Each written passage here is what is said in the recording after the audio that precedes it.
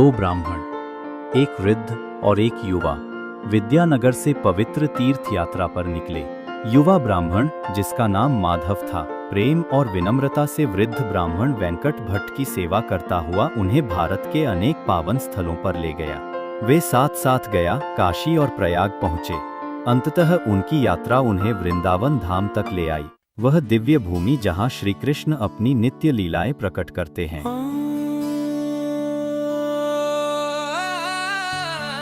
व्रजभूमि की पावन वायु और श्री कृष्ण लीला की स्मृतियों में दोनों ब्राह्मण भाव विह्वल हो उठे और उनके हृदय भक्ति और आनंद से पिघल गए।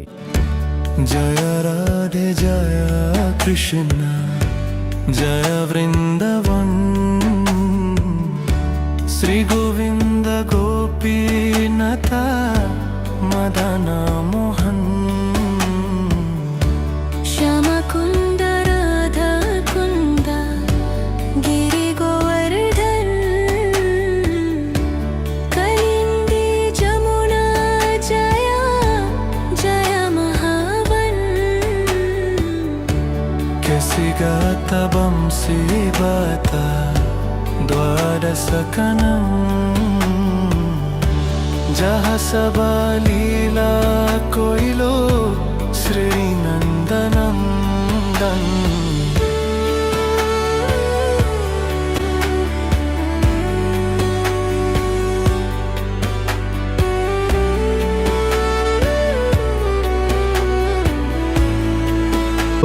आज तुमने कितना स्वादिष्ट प्रसाद की व्यवस्था की है। यदि आप प्रसन्न हैं तो निश्चय ही श्री कृष्ण भी प्रसन्न होंगे।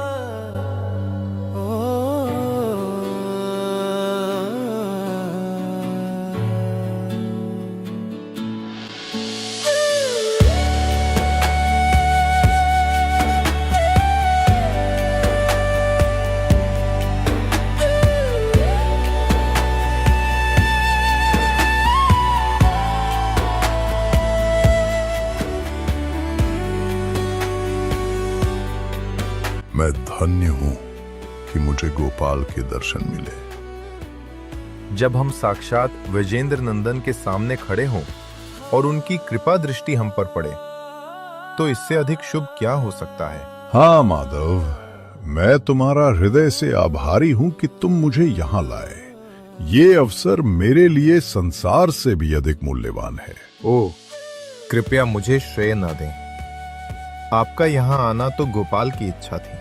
उनकी अनुमति के बिना तो कोई वृंदावन में प्रवेश भी नहीं कर सकता।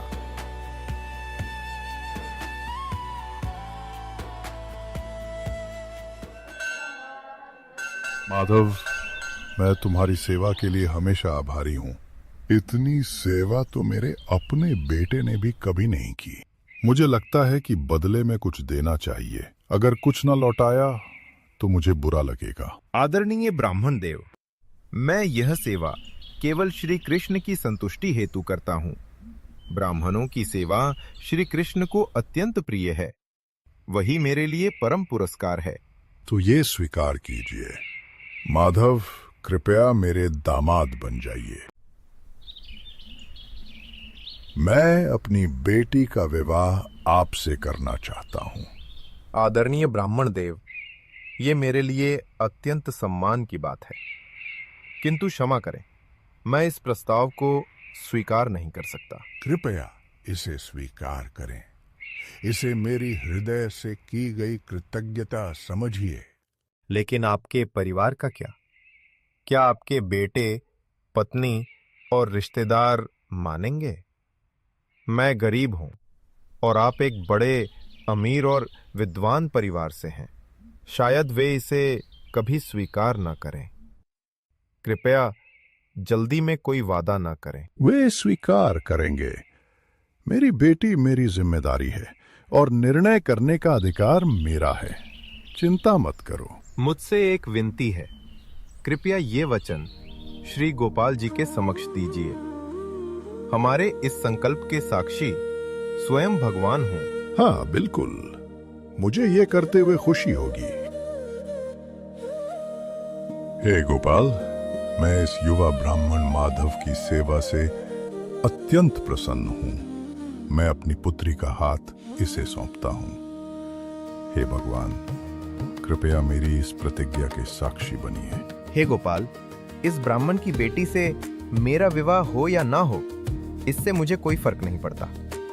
लेकिन मुझे इस बात की चिंता है कि वृंदावन जैसे पवित्र धाम में ये ब्राह्मण झूठ ना बोले और अपने धर्म से ना गिरे।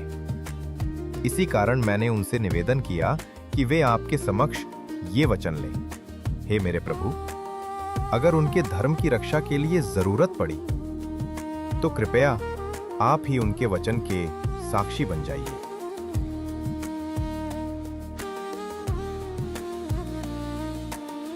इन वार्तालापों के बाद दोनों ब्राह्मण अपने अपने घर विद्यानगर लौट गए।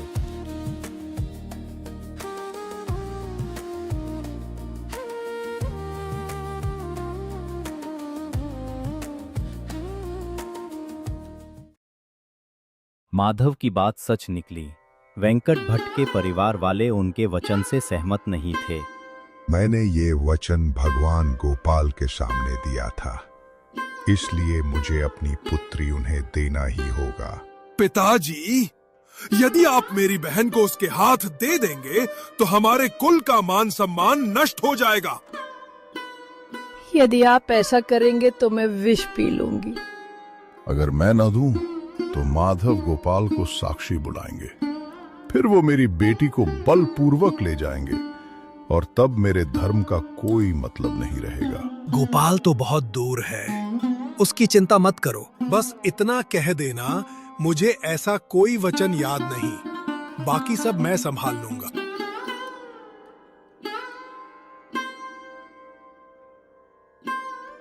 हे भगवान गोपाल, मैं आपके चरणों की शरण में आया हूं। कृपया मेरे धर्म की रक्षा कीजिए और साथ ही मेरे परिवार को मृत्यु से बचाइए। अगले दिन माधव वेंकट भट्ट से मिलने आए। प्रणाम आदरणीय ब्राह्मण, वृंदावन में आपने अपनी बेटी मुझे देने का वादा किया था। अब आप चुप हैं, तो अब आपका क्या निर्णय है? डंडा दो मुझे। अरे नीच, तू मेरी बहन से विवाह चाहता है? पौना चांद पकड़ना चाहता है क्या? मैंने ये सभा इसलिए बुलाई है क्योंकि इस आदरणीय ब्राह्मण ने मुझे अपनी पुत्री देने का वचन दिया था, परंतु अब ये अपने वचन से मुकर रहे हैं। क्या ये सत्य है वेंकट भट्ट जी? क्या आपने ऐसा कोई वचन दिया था? माफ कीजिए, मुझे ठीक से याद नहीं है। सबने सुना ना, इन्हें याद ही नहीं कि ऐसा कोई वादा किया था। असल बात यह है कि तीर्थ यात्रा के समय मेरे पिताजी के पास बहुत धन था। इस धूर्त ने उन्हें कोई नशा देकर सब कुछ चुरा लिया और फिर चोरी का झूठा बहाना बना दिया। अब बेशर्मी से दावा करता है कि मेरे पिताजी ने मेरी बहन का विवाह इससे तय कर दिया था। हे आदरणीय सज्जनों, क्या ऐसे छल पूर्वक और कपट पूर्ण व्यक्ति को अपनी कन्या दे देना उचित है? लगता है धन देखकर इसका मन डगमगा सब लोग गया। शांत हो जाएं। चलिए अब माधव की बात सुनते हैं। आदरणीय सज्जनों, मैं केवल सत्य कह रहा हूं। इस ब्राह्मण ने मेरी सेवा से प्रसन्न होकर अपनी पुत्री मुझे देने का वचन दिया था। मैंने विनम्रता पूर्वक मना किया, ये कहते हुए कि मैं इस योग्य नहीं हूं, किंतु इन्होंने बार बार आग्रह किया। तब मैंने उनसे प्रार्थना की कि ये वचन श्री गोपाल जी के समक्ष दें, और श्री विग्रह के सामने इन्होंने कहा, हे भगवान, साक्षी बनिए, मैं अपनी पुत्री इस ब्राह्मण को देता हूं। श्री गोपाल सबके साक्षी हैं और सब कुछ जानते हैं। यदि तुम गोपाल जी को यहां साक्षी के रूप में ला सको तो मैं अपनी पुत्री तुम्हें दे दूंगा। मैं वृंदावन से स्वयं श्री गोपाल को साक्षी रूप में लाने के लिए तैयार हूं, पर सच्चाई से कहिए, क्या तब भी आपका परिवार उसे स्वीकार करेगा? ये माधव तो मूर्ख है, खुद ही अपने जाल में फंस गया। भला एक पत्थर की मूर्ति वृंदावन से चलकर यहां कैसे आ सकती है? उसे सच में लगता है कि वो मूर्ति ही स्वयं श्री कृष्ण है, जो मेरे पिता की बात सुन रहे थे। हाँ हाँ, हम सब तैयार हैं। अगर गोपाल सचमुच चलकर यहाँ आए तो बहन को दे देंगे इसे। इस बार माधव ने सबके सामने लिखित वचन लिया ताकि सभी साक्षी रहें और कोई फिर से इनकार न कर सके, और उसने वहां मौजूद लोगों से ये बात कही। आदरणीय सज्जनों, कृपया मेरी बात ध्यान से सुनिए। ये वृद्ध ब्राह्मण सत्यनिष्ठ है और धर्मपरायण है। इनकी कोई इच्छा नहीं थी अपने वचन से मुकरने की, परंतु केवल इस भय से कि इनके परिजन अपने प्राण न त्याग दें, ये सत्य से डगमगा गए। अब मैं इनके पुण्य बल से स्वयं परम भगवान को साक्षी के रूप में बुलाऊंगा, ताकि इनका ये पावन वचन अक्षुण्ण बना रहे। माधव फिर वृंदावन लौट गए ताकि गोपाल को साक्षी बनाकर ला सकें।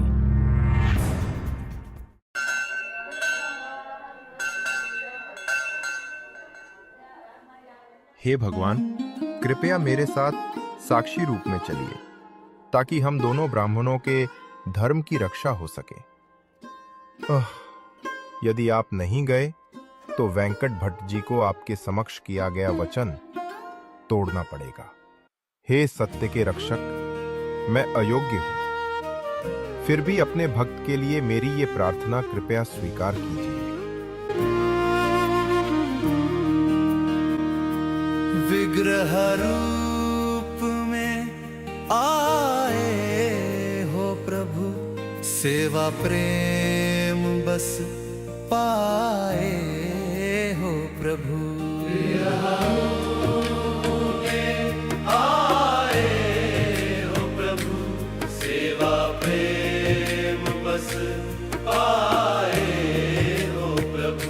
लोग कहे विग्रह में नहीं, पर तुम तो हो हर कण में यही। जब नभ जल वायु में व्यापे, तो विग्रह रूप में क्यों ना पे। शास्त्रों से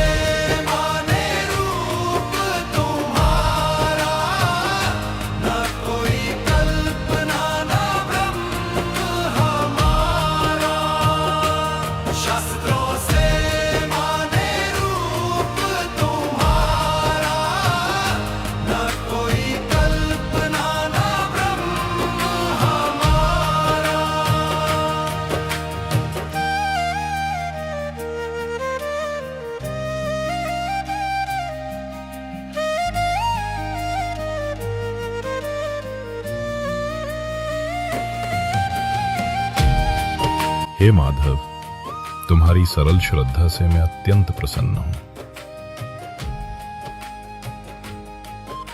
जो मुझे केवल पत्थर मानते हैं, मैं उनके लिए पत्थर ही बन जाता हूं।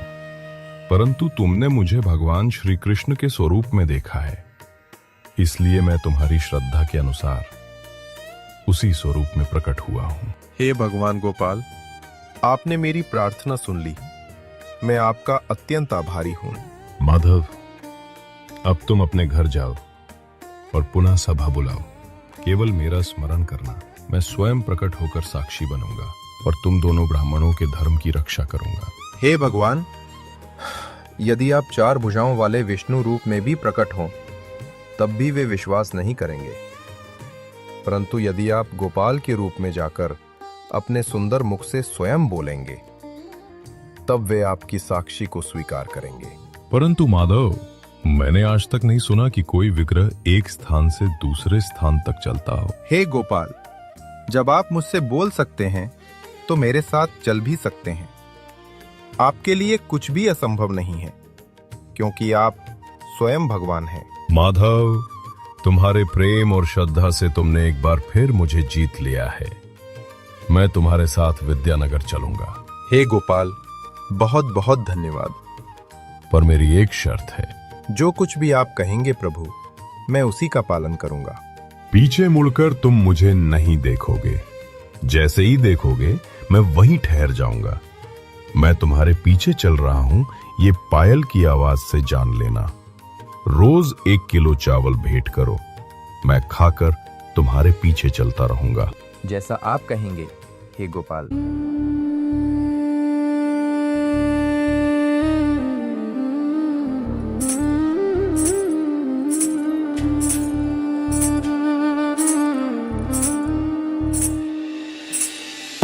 नयन अश्रु से भर आए हैं, सोच के तुम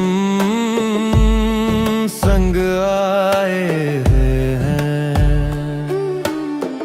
कोई योग्यता नहीं है मेरी, तुम पत्थर नहीं भक्त प्रिय गिरिधारी। गोपाल गोपाल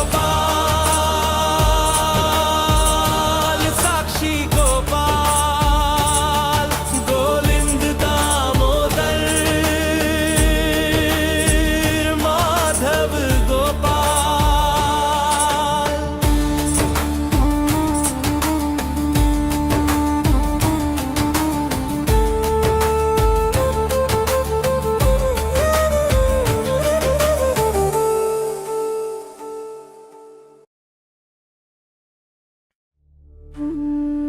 जैसे ही वे विद्यानगर के समीप पहुंचे, माधव को पायल की आवाज सुनाई देना बंद हो गया। जब वह पीछे मुड़ा तो उसका हृदय आनंद से भर उठा। श्री गोपाल वहीं खड़े थे। भगवान मुस्कुराए और बोले, मैं अब यहीं ठहरूंगा, तुम जाओ, गांव वालों को बुलाओ, मैं वृद्ध ब्राह्मण के वचन का साक्षी बनूंगा। नयन अश्रु से भर आए हैं,